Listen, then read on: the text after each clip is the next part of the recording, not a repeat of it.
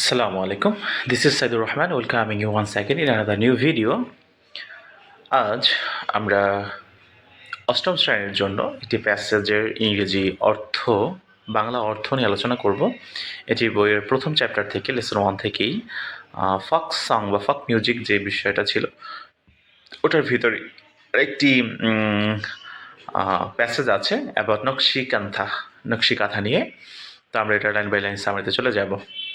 ওকে, নকশি কাঁথা is a kind of embroidered quilt. নকশি কাঁথা এটা হচ্ছে এক ধরনের এমব্রয়ডার্ড কুইল্ট, নকশা করা কাঁথা। দ্য নেম ওয়াজ টেকেন, এই নামটি নেওয়া হয়েছিল from the Bangla word, Bangla শব্দ নকশা। নকশা বাংলা শব্দ থেকে এই নামটি নেওয়া হয়েছে, মানে নকশি কাঁথা নামটি নকশা শব্দ থেকে নেওয়া হয়েছে, হুইচ মিনস, যেটার মানে আর্টিস্টিক প্যাটার্ন, মানে হচ্ছে কারুকার্য বা শৈল্পিক রূপ বা শৈল্পিক প্যাটার্ন। প্যাটার্ন বলতে এখানে মূলত নকশা বোঝায়, আর্টিস্টিক বলতে শৈল্পিক, প্যাটার্ন বলতে নকশা, এবং এই নকশা মানেও নকশা। তো এটার মানে হচ্ছে আর্টিস্টিক প্যাটার্ন, নকশা মানে artistic pattern in English. It is a kind of traditional craft, এটা এক ধরনের ঐতিহ্যবাহী হস্তশিল্প বা ক্রাফট বলতে শিল্প। অ্যান্ড ইজ সাইড, এবং এটাকে বলা হয় to be indigenous to Bangladesh, West Bengal in India. Indigenous মানে হচ্ছে দেশীয় বা স্বজাতীয় বা নিজস্ব একদম, to Bangladesh and West Bengal, বাংলাদেশের এবং পশ্চিমবঙ্গের, ইন্ডিয়ার। The art has been practised, এই যে আর্ট বা এই শিল্পটা হ্যাজ বিন প্র্যাকটিসড, এটি চর্চা করা হচ্ছে ইন রুরাল বাংলাদেশ, মানে একদম প্রত্যন্ত গ্রাম অঞ্চল, বাংলাদেশের গ্রাম অঞ্চলে, ফর সেঞ্চুরিজ, শতাব্দী ধরে। দ্য নেম নকশি কাঁথা শব্দটি বিকেম পপুলার, এটি খুব জনপ্রিয় হয়েছিল after the poet Jasimuddin poem নকশি কাঁথার মাঠ। মানে এই নকশি কাঁথা নামটি খুব বেশি বিকেম পপুলার মানে জনপ্রিয় হয়েছিল after the poet Jasimuddin poem, জসিমউদ্দিনের বিখ্যাত কবিতার পরে। মানে সেই কবিতাটা কি, নকশি কাঁথার মাঠ।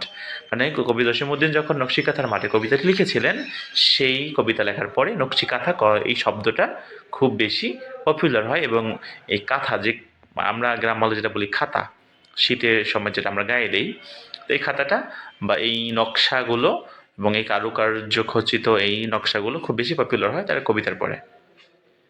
দ্যাট ওয়াজ পাবলিশড ইন 1929, 1929 সালে যেটা প্রকাশিত হয়।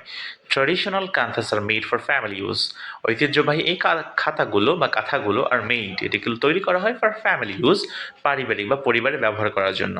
ওল্ড আর new cloth and thread are use to make this quilts, বলছে ওল্ড অর নিউ ক্লোথ, পুরাতন অথবা নতুন জামা কাপড়, অ্যান্ড থ্রেড সুই সুতো, যে বিষয়গুলো আর ইউজড ব্যবহার করা হয়, টু মেক দিস কোয়েলস এই কাঁথা তৈরি করতে। Mymensingh, Jamalpur, Rajshahi, Faridpur, Bogura and Jessore are most famous for this craft.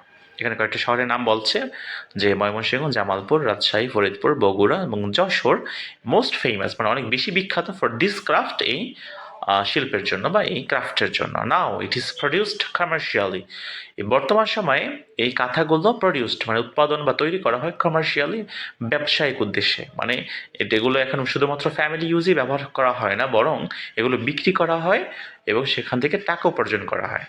You can find them in many expensive handicraft shops in cities. You can find them, তুমি এগুলো খুঁজে পাবে in many expensive handicraft shops, অনেক হস্তশিল্পের দোকানে। হস্তশিল্প বলতে যেই জায়গাগুলোতে মূলত হাতের তৈরি জিনিস তৈরি মানে বিক্রি করা হয়, সেরকম এক্সপেন্সিভ বলতে এখানে খুব দামি, নামি দামি কিছু শপের কথা বলা হয়েছে, যেখানে তুমি এগুলো খুঁজে পাবে ইন সিটির, শহরে।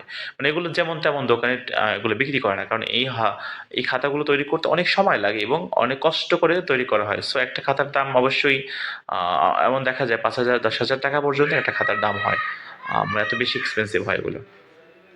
The quilts are now in great demand, এই কাঁথাগুলো এখন অনেক চাহিদায়, বিকজ কারণ অফ দ্য কালারফুল প্যাটার্নস, মানে রঙিন, এটার উপর যে রঙিন নকশা, সেই নকশার জন্য, অ্যান্ড ডিজাইন এবং ডিজাইনের জন্য, এমব্রয়ডার অন দেম, যেটা এটার উপরে আঁকা হয়েছে, এমব্রয়েড করা হয়েছে।